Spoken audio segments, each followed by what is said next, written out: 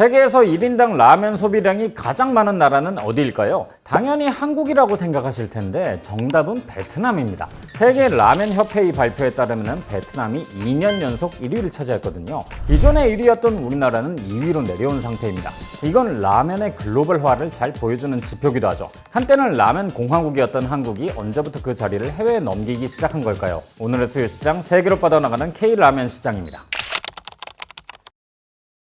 우선 한국 라면의 세계화를 알아보기 전에 어떻게 이렇게 특색 있는 라면들이 탄생할 수 있었는지 알아봐야 합니다. 인스턴트 라면은 일본이 만들었지만 이걸 훨씬 발전시킨 건 한국이라고 할 수 있죠. 삼양라면의 첫 등장만 해도 일본 설비와 레시피로 만들어졌으니까요. 실제로 초창기 국물 베이스도 닭이었습니다. 이게 70년대부터는 소고기 베이스로 바뀌었고 칼칼해지면서 우리가 아는 라면으로 발전했죠. 그 본격적인 변화의 시작을 알린 것이 80년대 농심이었습니다. 다양한 라면들을 전부 히트시키면서 한국 라면의 기초를 완성했으니까요. 특히 농심의 라면 시장 지배력이 강해지니 이 시장의 새로운 상품들은 어떻게 농심이 하지 않는 방식으로 차별화하느냐가 관건이 되었습니다. 대표적인 것이 바로 팔도 비빔면이었죠. 더운 여름에 라면 판매량의 급감을 막으려고 계절 상품을 개발한 건데요.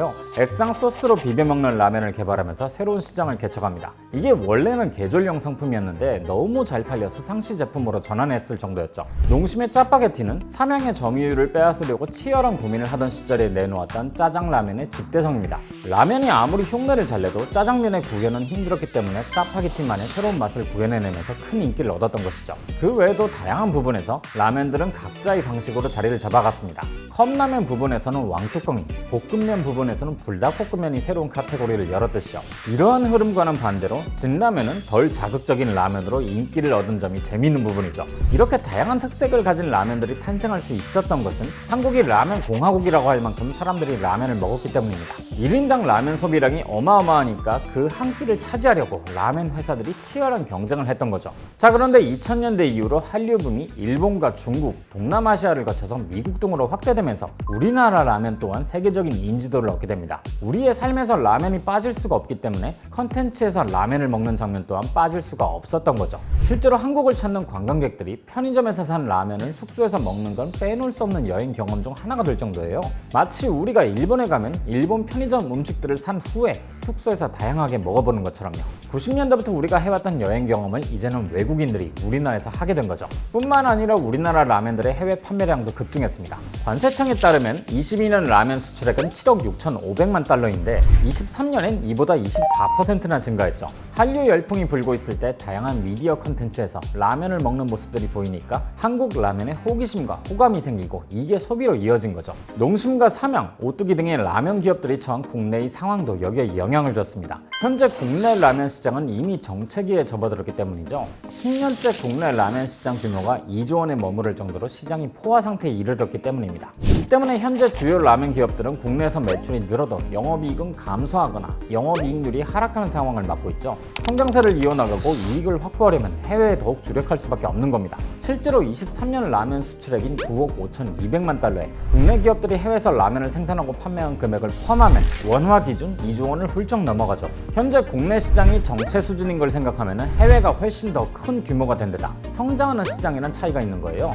실제로 농심은 21년 해외 매출 비중이 35%였는데 그중 미국 법인이 전체 영업이익의 28%를 차지할 정도로 성장을 주도하는 모습을 보였죠.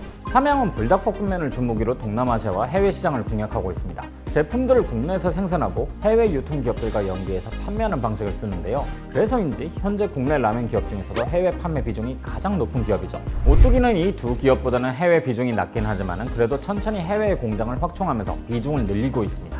각자의 방식대로 우리나라의 맛을 넘어 세계로 시장을 확대해 나가고 있는 거죠. 하지만 이런 확장에 있어서 취약점이 없는 것은 아닙니다. 분명 우리 라면들이 세계로 뻗어나간 건 우리가 즐기는 맛이 그만큼 대중화된 덕분이죠. 하지만 달리 얘기하면 현지화가 부족하다는 뜻도 됩니다. K-드라마, K-팝 붐을 타고 확산된 상품들은 이 컨텐츠들의 수명을 의지하는 특징이 있거든요. 즉 상품 자체에 대한 호감도 있겠지만 K-드라마와 문화에 대한 호감도 때문에 소비된다는 거죠. 인기가 떨어졌을 때도 우리나라 상품들이 지금처럼 인기를 누릴 수 있을 것이냐가 문제가 되는 거죠. 현재 우리나라 라면 수출액의 대부분은 중국과 미국 그리고 일본에서 나오고 있습니다. 지금은 우리의 스타일이 잘 먹히고 있기 때문에 이렇게 성장할 수 있지만 반대로 꺾일 수도 있다는 거죠. 우리나라 라면들의 현지화 부족 문제는 앞서 이야기를 시작할 때 언급했던 베트남 시장에서 잘 드러납니다. 베트남은 이제 우리나라를 넘은 라면 소비국으로 올라섰지만 여기서 한국 라면의 영향력은 두드러지지 않고 있거든요. 대체로 베트남 내 20만 명 규모의 한인 거주자들과 한국인 관광객 쪽에 포커스를 두고 있습니다. 우리나라의 라면은 보통 120g이지만 베트남에선 보통 65에서 85g의 작은 라면을 주로 먹고 있죠. 이는 라면을 섭취하는 방식이 우리와는 다르기 때문입니다. 우리는 라면을 끓여 먹지만 동남아 국가들은 대접에 라면과 스프를 붓고 뜨거운 물을 부어 먹는 컵라면처럼 먹고 있거든요. 라면 국물의 맛이나 향도 우리나라식과는 차이가 크고요. 결국 한국식 라면에 대한 인기가 꺾인다면 다른 나라들도 현지 브랜드들이 치고 올라올 가능성도 충분하죠. 이제는 해외 시장이 더 커진 라면 시장, 그렇게 라면 시장의 새로운 시대가 열렸다고도 평가할 수 있을 것 같습니다. 과연 이러한 좋은 시기가 얼마나 지속될 수 있을지, 그리고 앞으로 각 시장에서 일어나는 변화에 우리의 라면 기업들이 얼마나 적응할 수 있을지도 지켜봐야 할 것 같습니다. 적자 생존이란 말이 있죠. 적응하는 자가 살아남는 법입니다. 그것이 우리의 라면 기업들이 되기를 바라고요.